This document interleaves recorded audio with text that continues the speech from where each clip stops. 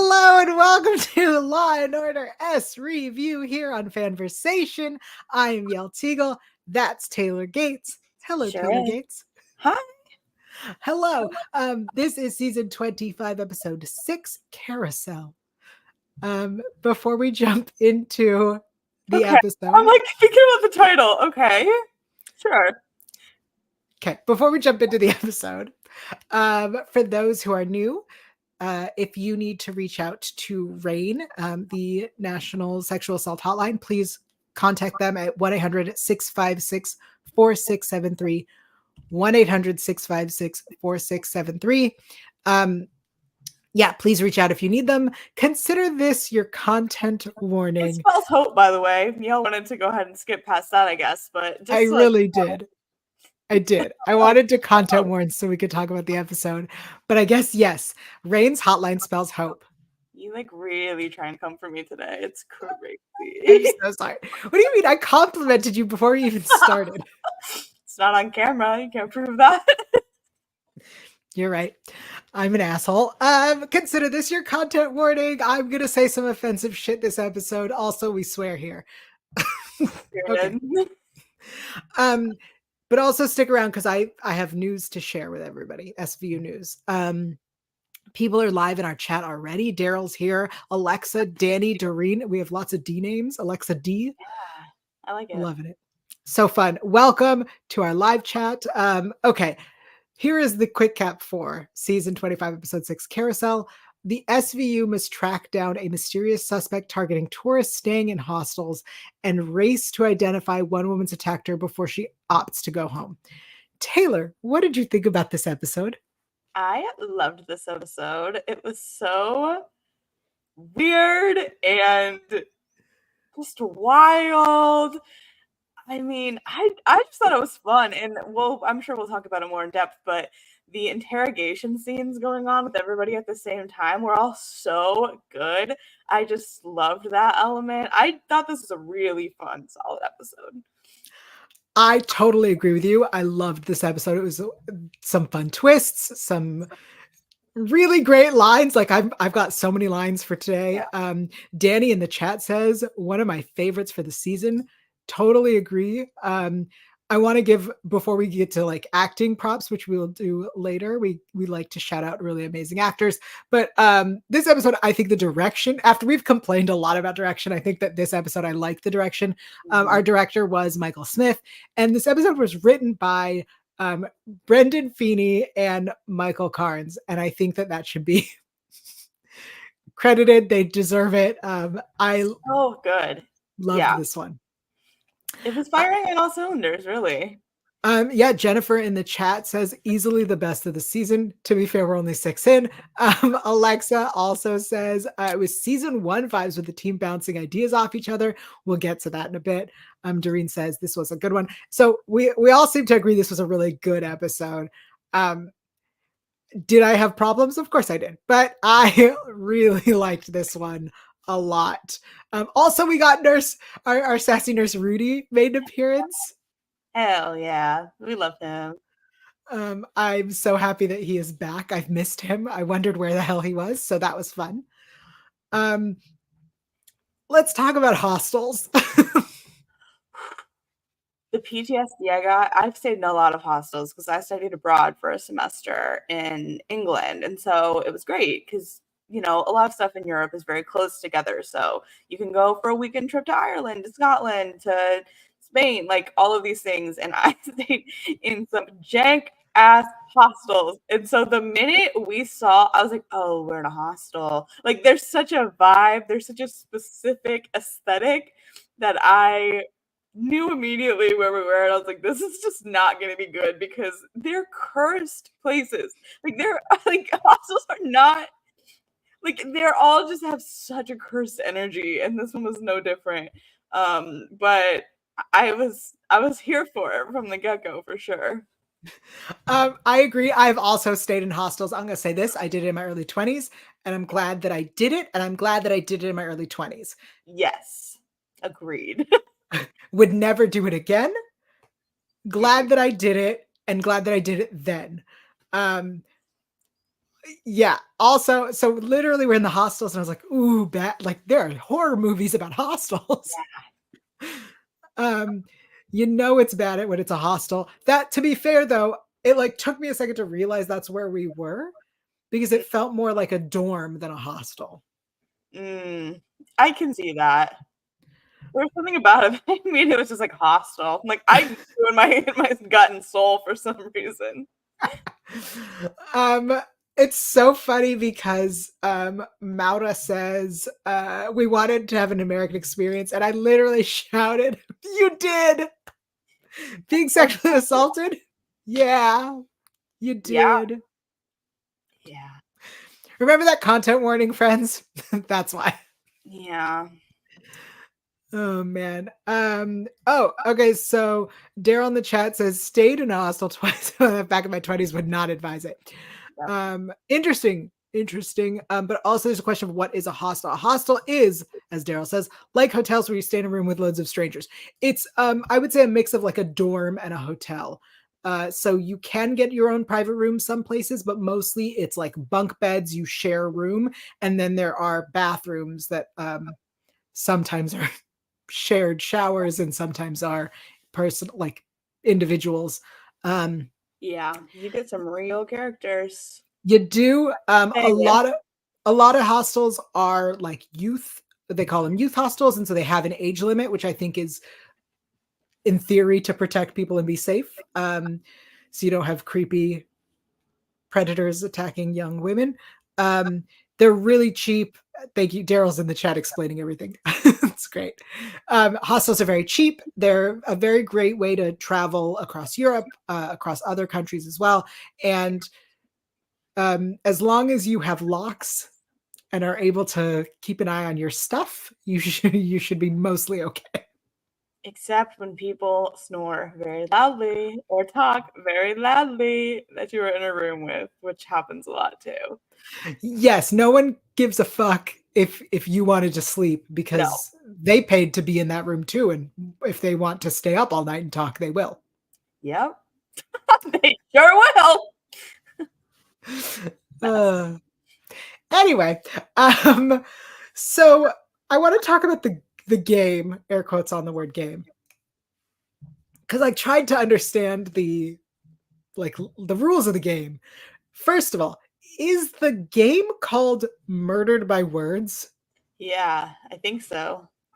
Okay. What? Yeah, right? That's such a And why? yeah, agreed. That didn't make a lot of sense to me. Okay. Because they said it and I went, what's that? And then they're like, we're playing this game. And I went, are these the same thing? That's what I assumed, but it was didn't really make sense. Like, what's the explanation for that? I don't know. So they get a point for each pin, no repeats, and forcing someone is against the rules. And you want somebody from a different country. Totally get that. When we saw the board, I'm like really into the logistics of this game.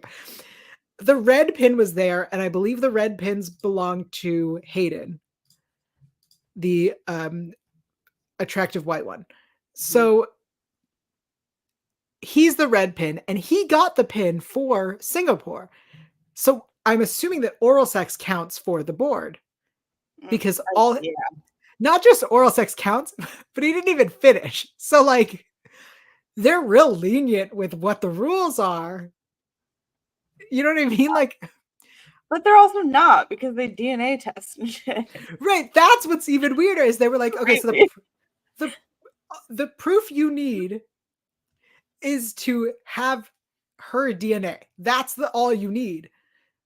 At that point, there's so many ways to cheat. Yeah. Grab a little thing of hair. Just swab her mouth. Yeah. Well, I'm just talking about even if you're just on the dance floor, like you can easily accidentally like grab a piece of hair. You know what I mean? Yeah. I mean, Crazy. I assume that our scorekeeper knows what type of DNA you're submitting. Sure. But if you're submitting on a swab, anyway, I'm just thinking logistically. You drink and you swab her cup, like yes.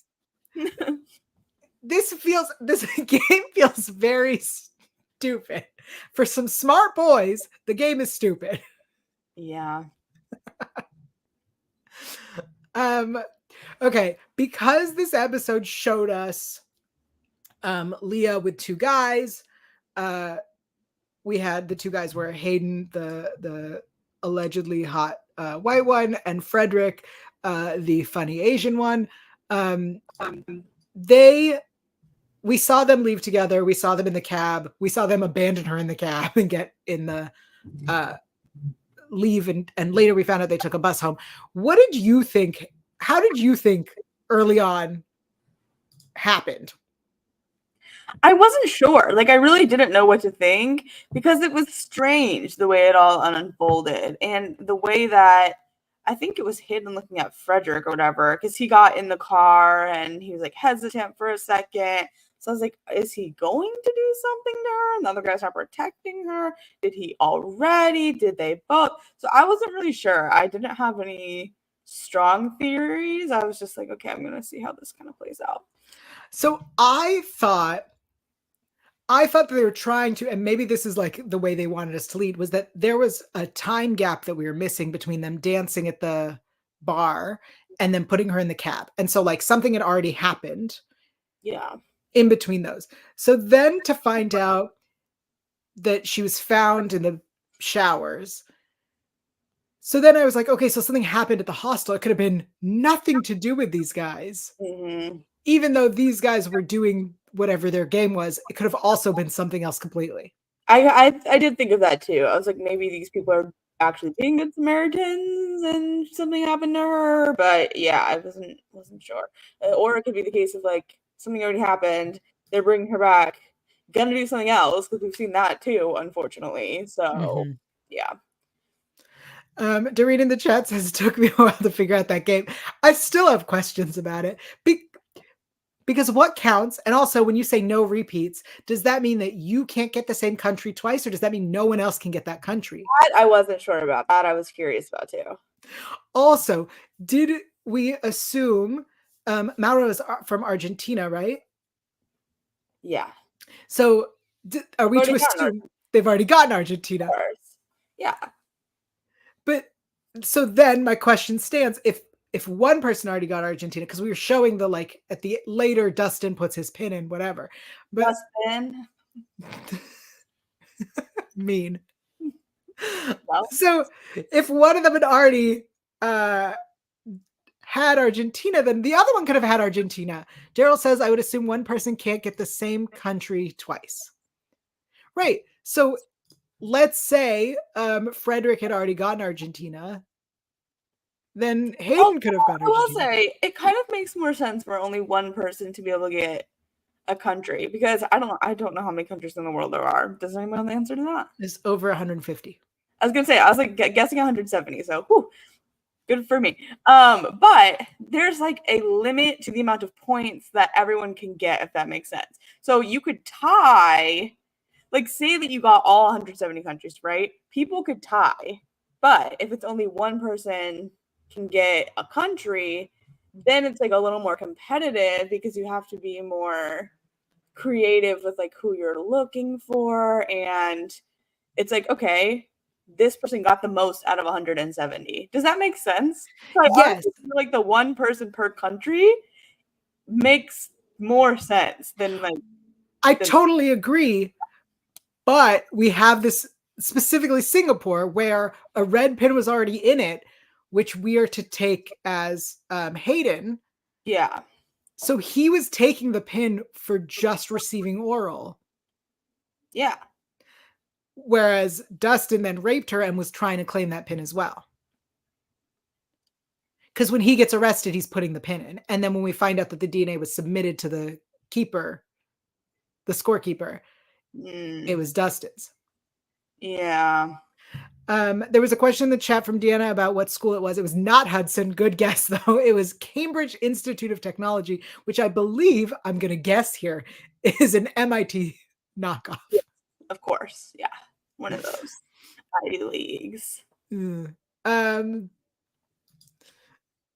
Anyway, I think it was very, This is what I love about our show, is where we talk about the logistics of stupid games like this. Well, it's important.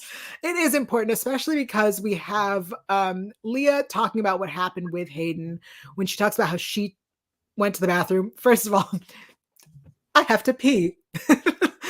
Thanks, Yeah. girl. Real sexy there. Okay. Yeah. When she talks about what she wanted to, she says, we didn't have sex. I did something to him that I wanted to try that I could never do at home.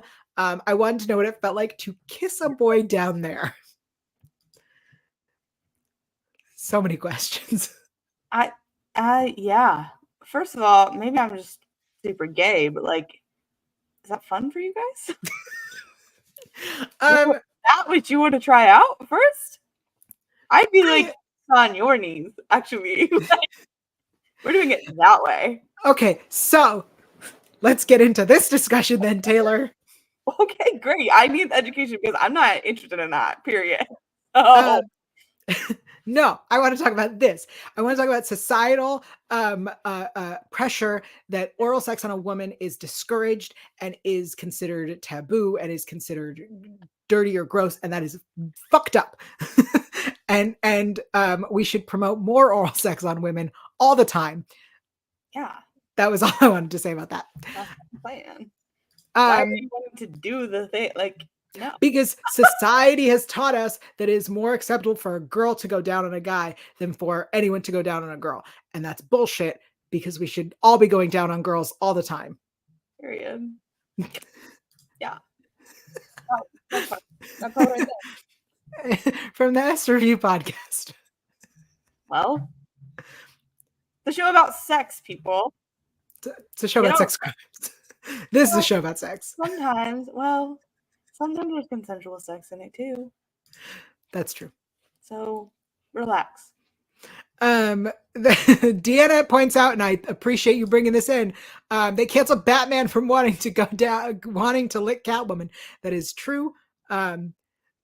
That is totally true, that in the Harley Quinn series, they decided to rewrite things where Batman does not go down on Catwoman. Doreen in the chat says, speaking of oral sex, was the muffin in the squad room code? Honestly, a really good question I didn't even think of, but you're so right to bring that up. Say one for Benson, that's what she said. Doreen, beautiful. Alexa points out, I thought she was going to say she wanted him to kiss her there. Totally. Actually thought she was going to stop and just said, I wanted to like feel like it was like to kiss, because I thought she was that conservative and sheltered, honestly. I thought it was like just regular kissing that she was talking about, frankly. And so I thought it was interesting that they went further. But I was like, it seems, because she's like really stressed out about this. So I honestly thought it was just like a kiss on the lips at first. But I agree that she said it so slowly that I thought it was just a kiss. Yeah. And then she said, down there. I said, oh. A little different.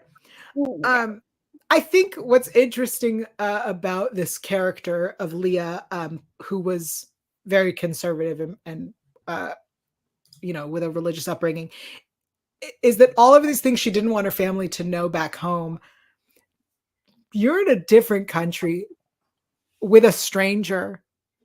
No one's like, you don't have to share this. No one's going to know this. Yeah. You going down on him, like you did if that is what you wanted to experience and try, this was the way to do it, because no one's ever going to know. Yeah. Which, not to jump all the way to the end, but when Benson is giving her the good news that like there's someone else who's going to testify and they're taking a deal and whatever, the good news, I think what should have been said to Leah was, you didn't want anyone to know, and now you can go home and no one will, because you don't have to testify, and you don't you can go and heal. I also thought it was strange, backing up a little, how she was like, I can't have them know that I'm not a virgin. Like, I don't know. It's kind of, that's an interesting concept too, because it's like, you kind of, like, you didn't ask for it. So like, you kind of are, in terms of like, having sex. You know what I mean? Like she still never had sex. She was attacked. She was raped. Like it's different. So I mean, obviously the concept of virginity is like much more complicated. There's a lot more to it, but I don't know. It could have been nice to be like, listen, you kind of still have it, like because it's not the same. Like that is not mean anything because it wasn't your fault and you didn't want that, and that's not what that experience is actually like. So I thought that could have been interesting to bring up too, which they didn't, which is fine. You have a limited amount of time, but I think that's an interesting conversation too of like you still haven't had sex, like you were attacked and you were raped, and it's not the same thing.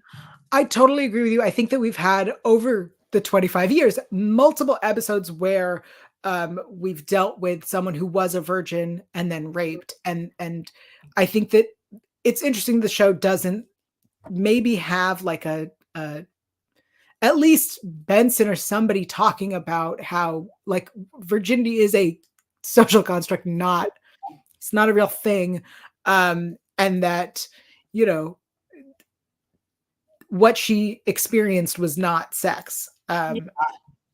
And yeah, people are pointing out my argument's flaws in that she was worried about police involvement with her parents knowing. I get that. I guess she might have been scared that there was a record. I totally get that. But again, like,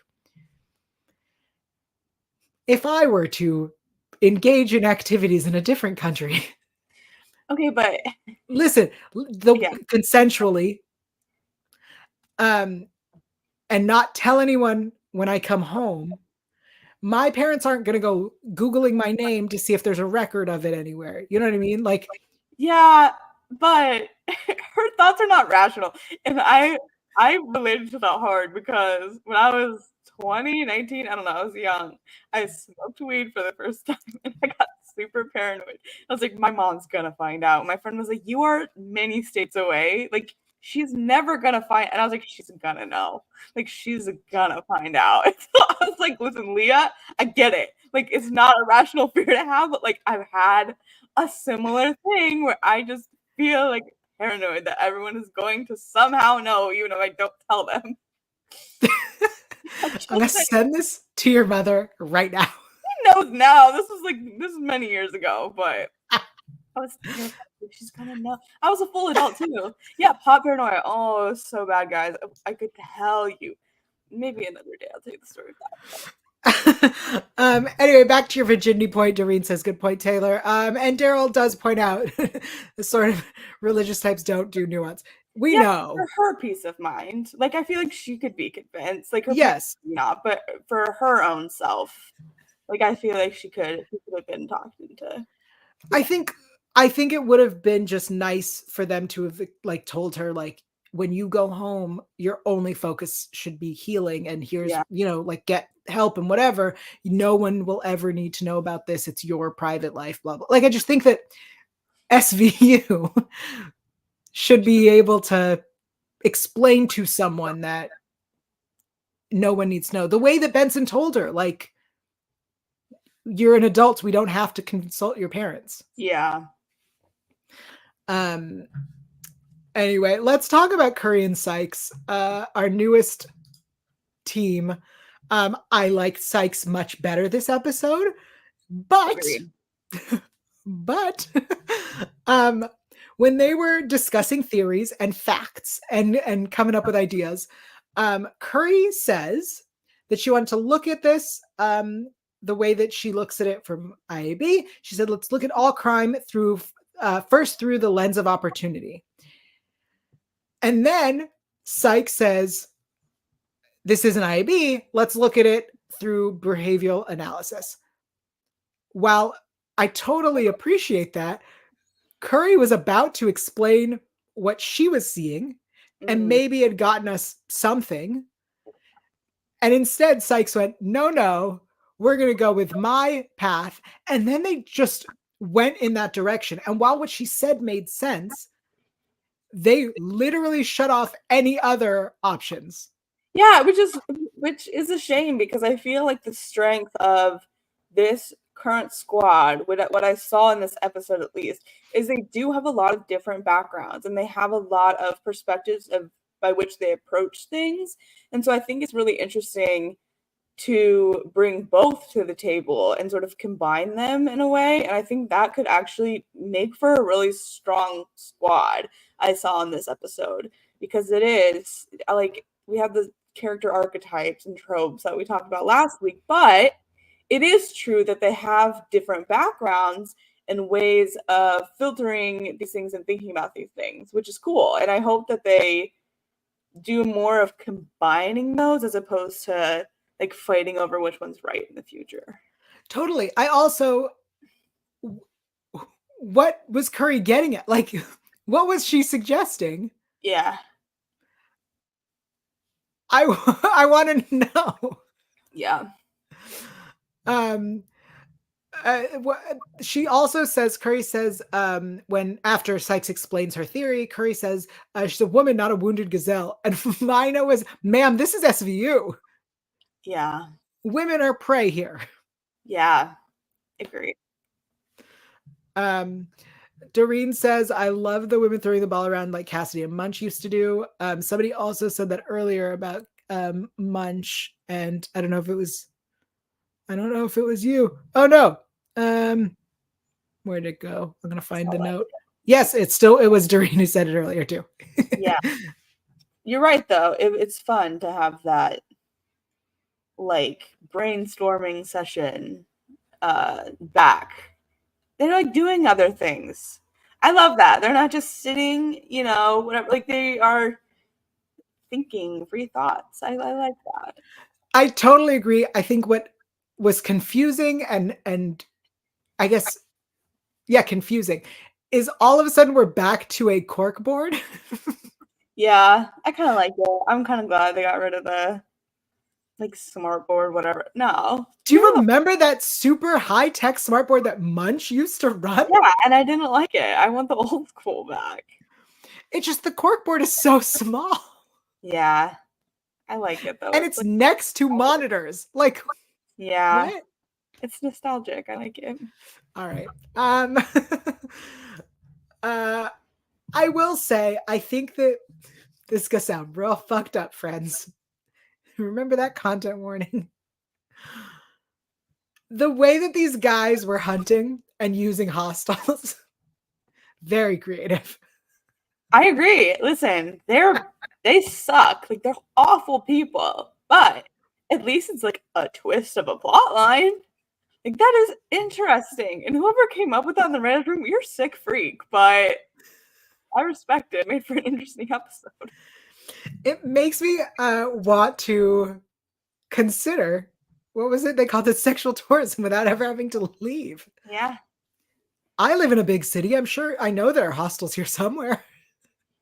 Yeah. Anyway, I'm not playing a game. Humbled Mara though. Like, did you see how beautiful she was? A game or not? Give me a break. Absolutely. I appreciated the way that Sykes explained the like dynamics, where she was like, they're going after her when you have a bombshell. Yeah. But I also did think that was fun, like in like a twisted way. But you start the episode out and you think that it's going to be the opposite, because she, like, Leah's more, keep to herself, conservative, a little more awkward, and Mara's like, putting herself out there. She, is the more traditional woman that people would go for. So the fact that it was kind of subverted for like the game purposes was really interesting. And I kind of did like how it was sort of like a mislead and playing on what we probably thought was going to happen, and they went a different direction, which I did like that. I was like, okay, that's a bit surprising, refreshing. I agree. I think my only issue is when they're at the bar and she sees how drunk Leah is, and she sees that she's like falling down, and she's like, that's it, and then leaves. Yeah. I know we've seen on this show, and I know that in the real world there are women who suck, but I cannot believe that women who stay at a hostel by themselves would ever see a girl that drunk with two guys who are clearly competitive over her. They're clearly something uncomfortable, and leave her. And she was not supposed to suck. Like her character was not like we've seen women who don't support other women on the show, and she wasn't made out to be that. You know what I mean? Because she saved the evidence, like from the showers, came to the hospital, all this stuff. So she, I guess, we're supposed to think that she cared about Leah, but she was just like kind of jealous and felt pushed aside, which is fair. But even so, like you put that aside for this, you know? Like I agree. And I think that in theory, I could see like, yeah, she was jealous, but also I imagine how I would have reacted if I were in her situation and were treated as shitty as the guys did treat her. yeah. I wouldn't be jealous that she got them. I would, because I'm petty, make sure that they didn't get her. And be, Interesting. you guys were douchebags. You don't deserve either of us. Yeah, true. True. I am a petty bitch. I like that. I wish you would have done that. I do appreciate though that she felt guilty later. We wanted an American experience. Ooh, you got one. Gross. All right, let's talk about Dustin. And Dustin. They said it so many times. They wanted to make sure you caught it, and I'm gonna be honest, I didn't catch it the first time. What? I guess I had subtitles on. I caught it the second time. Okay. I didn't catch it when he was like, "Don't call me that." Dustin. I loved the good cop Velasco, bad cop Bruno. Same. It was because it was so classic. And sometimes they do like good cop, bad cop, and it's like the line is very thin. Like this was so clear that like he is bad cop, he is good cop. Like they are like I love that. And I know that I think Elliot and Olivia kind of used to do it too, where it's like, don't listen to him or don't listen to her, blah blah blah. Like he doesn't know what he's talking about. Like I love that energy. And it was really fun to see these two do it. And it was really fun to see Moneybags be the asshole. Honestly, look, I love Bruno and Finn. I also, in this situation, really enjoyed Bruno and Velasco. That's the thing. Maybe this is what, like, maybe Velasco is going to finally find his groove working with Bruno like this. I would really appreciate that because it would be fun to have, like, the two new guys, the two new girls sort of paired up, and then Finn and Olivia sort of overseeing things and, you know, filling in where they need to. But I liked the dynamics between the two new girls and the two new guys a lot. Totally. I'm interested to see them mix that up as well and see how that plays just to get a vibe for it. Yeah. Oh man, the chat is loving this. Doreen says they really went old school SVU now that we're talking about it. Absolutely. Yeah. Jennifer points out it was really great. Good cop, bad cop without police brutality. Yes, so true. Totally. Really good point. Yeah. Oh, Alexa says it. Bruno brings out the best in everyone. It does. Totally. As we know, I'm obsessed with that character. I think he's so fun. All right. So then we have all of a sudden the victim from Bulgaria. Yeah. What did you think about bringing this in? I mean, it was fine. It felt a little bit just like because we need to wrap things up. It's like a clean way to do that. But I feel like we just kind of heard her say exactly what we thought she was going to say in a way. But I did really like the twist with the 23andMe. I thought that was crazy and a really interesting twist. So I'm glad that we got that from her. But overall, her sort of being talked to, I was like, okay, like I don't necessarily need that, if that makes sense. I agree with you. I think that the twist of how we got to our scorekeeper, I think that worked out well. Mm-hmm. I think the idea that Hayden raped her and Dustin raped Leah was odd. Yeah. Right? That like 2 out of the 3, even though it was against the rules, and these guys seem very like rule acceptors, rule followers. That's what I'm looking for. Like that seemed odd that both of them would, especially because later when we meet the scorekeeper, he points out that winning is the prize and that like gathering the data is all that matters to these kids. Yeah. I guess when you're, well, some of them aren't rich. Only one of them is rich, I guess. But I was like, if you don't need money, like, I guess what do you want the prize to be that's exciting if you're already wealthy? But some of them aren't wealthy. One of them's Right. a scholarship, baby, bro. And then what does the scorekeeper get? He gets to play with DNA. Yay! So fun. Honestly, this episode's wild. I loved it. All right, I want to talk a little bit about just the end where we have the scene with Benson, Sykes, and Curry. First of all, we have 3 women with names talking about careers. They passed the Bechdel test. Yay! So that was fun. And Sykes says, "I'm glad I don't have sons," to Benson. This would have been a great opportunity to talk about like the importance of raising sons and by teaching them consent, as opposed to the way that we raise women to like learn how to be afraid and defend ourselves. Yeah. It just, there was like an opportunity here that kind of glossed over to talk about. I just feel like we've already had that in other episodes, so I wasn't missing it in this one. I just think it was weird to have the conversation start with. Yeah, that's fair. That's all. Yeah. All right, shall we? Oh, actor shout outs, and then we'll do best lines because this episode, fantastic. So, reminder of our new team members. Jordana Spiro is Agent Sykes. Kevin Kane is our Bruno. And Amy Donna Kelly is Captain Curry. Loving our team. Leah is played by Anastasia Lynn. Really great performance. Totally believed it. Absolutely loved it.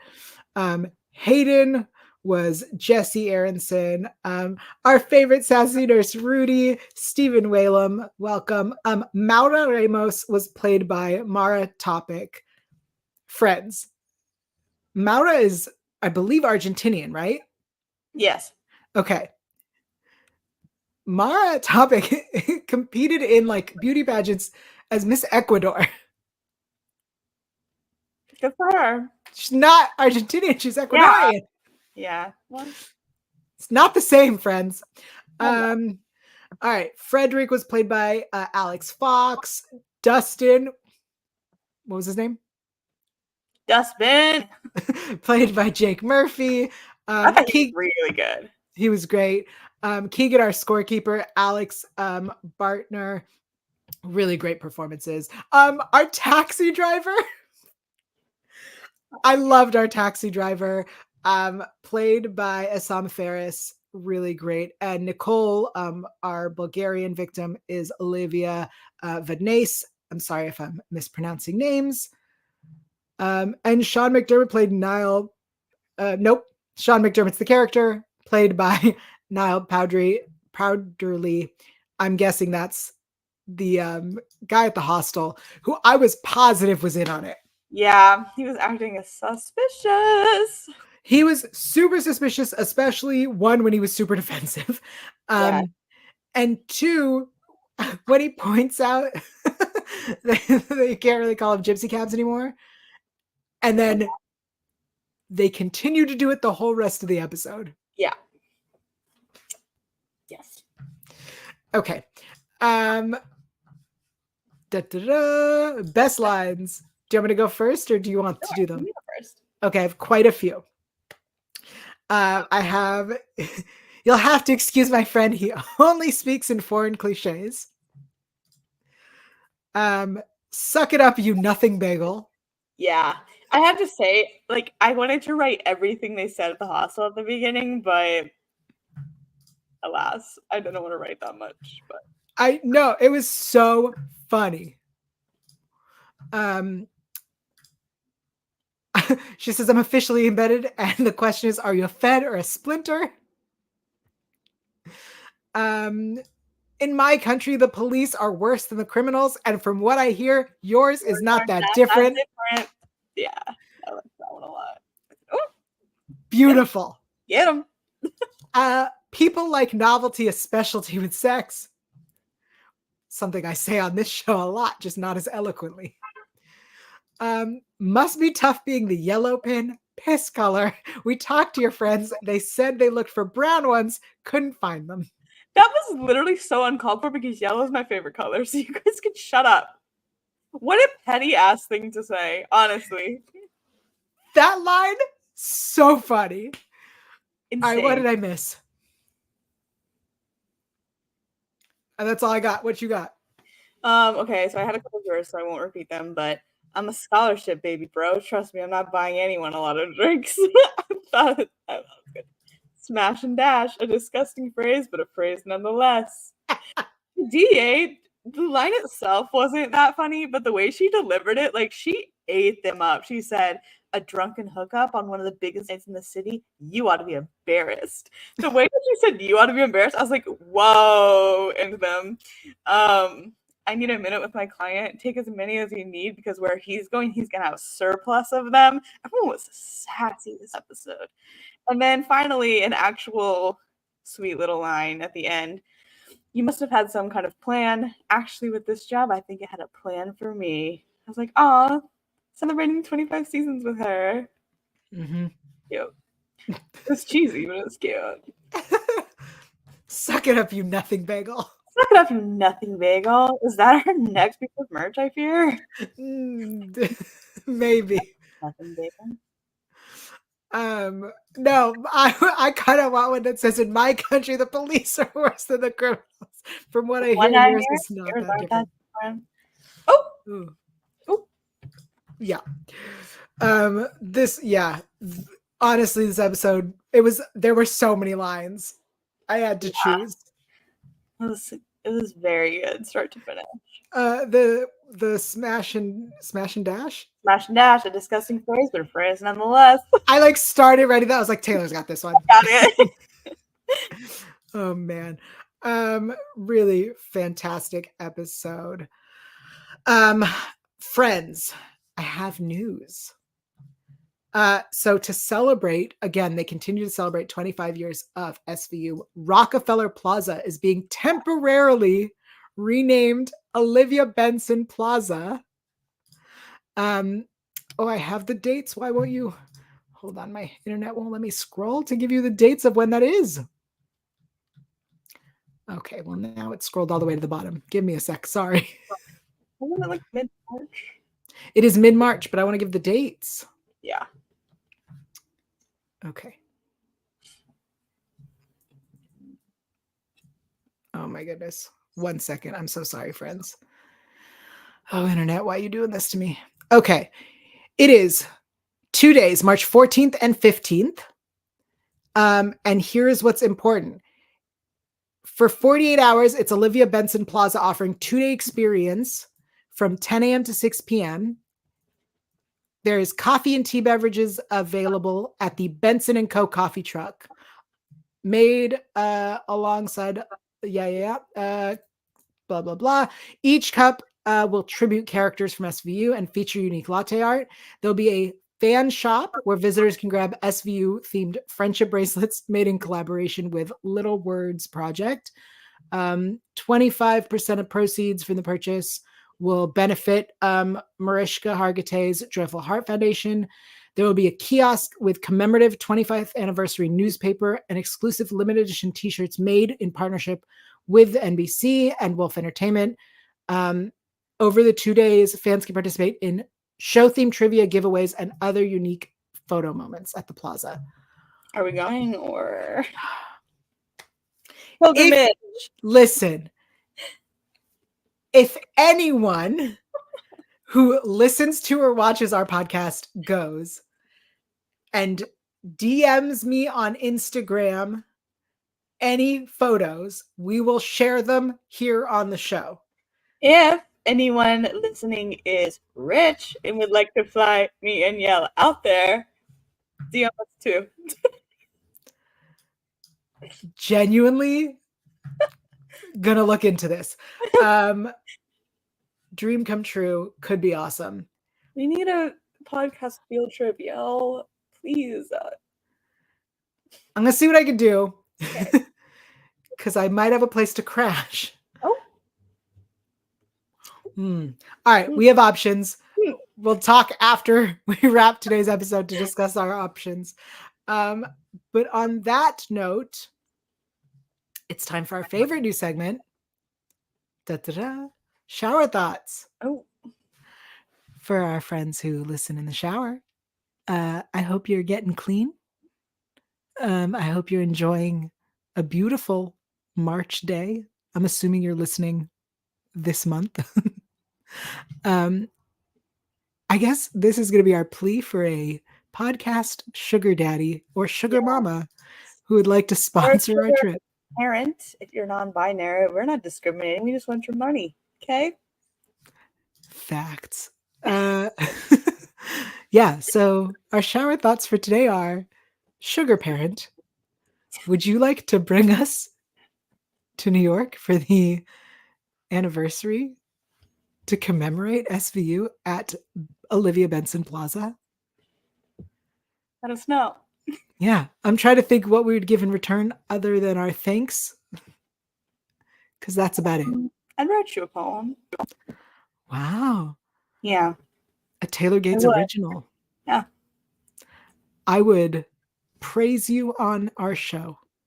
Yael draw you a picture. Yael does not have artistic talent. It's okay. I did never promise that it was going to be good picture or poem. I just said it would be done. And those are our shower thoughts. Picture and poem. You want it? There were no new reviews on iTunes, which is a bummer. If you listen to us on iTunes, give us a 5-star review if you like us, 4 stars if you don't. The other stars don't work. Leave a comment letting us know what we can do better and what you love. What segments you appreciate. Do you like our shower thoughts? Do you listen in the shower? I love the people who listen in the shower. I mean, I love all of our listeners. I love our live chat as well. Yeah, we've had so many people talking. It makes me feel so happy and special. I do feel special. It's time for the segment where we forget everything. What did we learn? I'll go. Oh, great. I probably have heard the term, but I had to look it up and wait until they said it. I forget which one happened, but I found out what it meant. But I didn't know what gypsy cab meant. I was like, what? And then they explained it. I looked it up. I said, oh. And yeah, you can't call it that anymore. But I didn't even know what that meant for a second. So, more to know. You make an excellent point. I forgot that the term existed because people don't use it anymore, but it is an illegally run cab or an unsanctioned cab. And the only people who use them are tourists because they don't know any better. Yeah. What did I learn? There was something that Sykes said, and I forgot what it was now. So I guess I didn't learn it. Well. Yep. I'm looking through my notes. Did I learn anything? I learned that this episode was very funny and that it was by Brendan Feeney, who's written many episodes before. And I'm going to pull out another episode. Wow, 35 episodes. Starting with Parents' Nightmare, season 1622. What episode is this one? I do not recall. Oh, I know exactly which episode this one is. This is the episode where the kid is kidnapped by the dad to make the mom look flaky, and then the mom flakes out and doesn't realize that the kid has been kidnapped. I vaguely remember that. All right. That was Brendan Feeney's first episode. Love this for him. All right. On that note, for those who didn't notice, I appreciate Danny pointing it out for us. The new episode isn't back until the 14th. So we are going to be off for a bit until we come back. So there's no new episode until the 14th, everybody. Okay. Let's get rid of that. Taylor, until the 14th. And then the Sunday after that, when we return, maybe we'll be delayed if we're jet lagged. Okay. Oh, something true. to keep in mind. Something to think about if Sugar Parent comes through. If Sugar Parent comes through. Danny told us that he learned about hostels and sex tourism.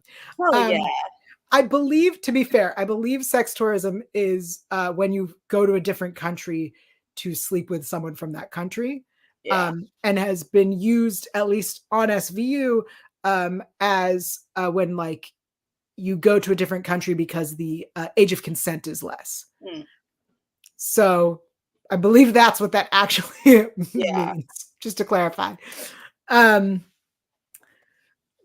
Yeah. Anyway, Taylor, where are you on the internet and what are you up to these days? I'm on Twitter still at _Ann. I'm also on Instagram at Taylor_Gates_.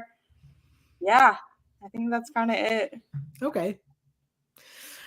I'm on Instagram at Yael. That's YAELTYGIEL. And if you care or want to hear my thoughts about smutty romance novels, the filthier the better, then check out my Instagram, Good Little Library Mouse, where I've been just sharing thoughts on dirty, dirty books. Taylor, you helped me track the books that I read. Any titles stand out that you judged me for? Oh, wow. They all kind of blur. I'm shocked by how many of them have like 9 books in the series. Like, I thought that was crazy. Some of these series are long. And I like how they all have like little subtitles where they say what tropes they are. So I was just fascinated by the whole experience, frankly. I really just gave you an opening to like call me out, and I am shocked that you didn't. Because there was not one, because it was all of them. That's fair. There's Stolen by the billionaire. I was like, okay, good for you. Like, I'm not judging. That's fair. Oh man. All right. Well, thank you to everybody who's live in our chat. So many people are here today. Carol Ann, Danny, Doreen, Alexa, Jennifer, Deanna, Daryl, Alexa D, just all the D names. Did I miss one? Danny, I think. Danny, Jennifer, I said. So many people live in our chat. We love having you here. So sorry. What? If we missed you, we're so sorry. Yes, we are sorry. Also, I blame Taylor. Okay. Well, I'm kidnapped by the billionaire. I'm so mean today. Am I always mean? I gotcha. Yes, yeah, that's your whole. All right, well, that's fair. We love you all. Thank you so much for joining us. We'll see you next time. Mwah! Bye.